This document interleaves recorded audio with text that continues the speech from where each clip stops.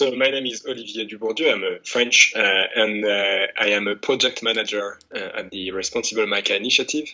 So mica, it's not only one material, it's a group of more than 30 minerals. Well, it's used in a wide range of applications. In electronics, because it's a really good thermal and electrical isolator. Paints and coatings, it's used as well as a filler in plastics. It's used in the construction industry. So mica is really at the heart of our day-to-day life.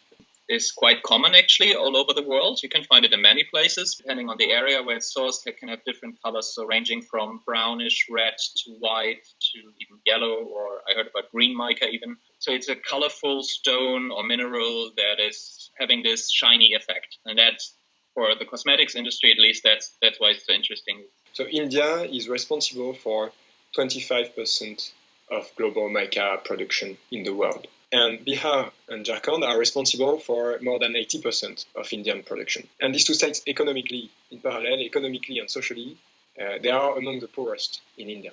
About a third of the population cannot even read or write. Access to food is very limited. One of the main incomes that people have developed or found over the past decades is the mica business. It's quite easy to excavate, so it's artisanal mining. You don't need big machines. You just need manual labor, basically. You can take a shovel or whatever you find. People can dig it with their bare hands even. We estimate that 300,000 people are involved in or depending on mica collection and mica mining in this mica belt, the mica region, which straddles Bihar and Jharkhand border. Once a week, you have a trader which comes and buys mica of the village, and then the mica is going to the supply chain. In terms of production, daily production, we estimate that one person can produce around 10 kg per day of mica. The mica is sold around 10 rupees per kg, which means that basically they earn 100 rupees per day, more or less 1.5 euros.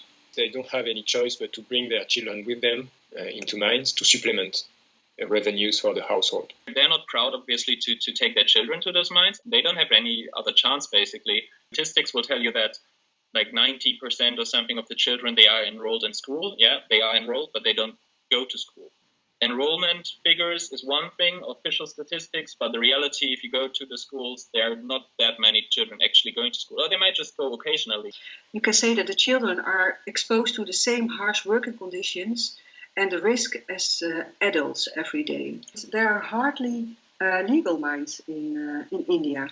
And in these mines, so you basically have simple steel tools. Sometimes when the mica is in rocks, and also small explosives of drilling is used. The air is really warm and it is full of dust, and you can compare the dust in the mica mines with the asbestos, with asbest. So it's also damaging for the lungs.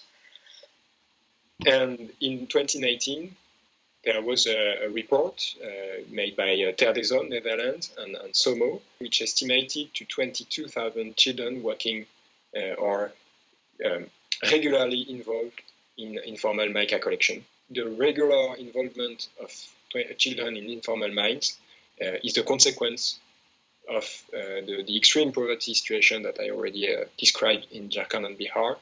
And local population are really facing difficulties to maintain a decent level of livelihood.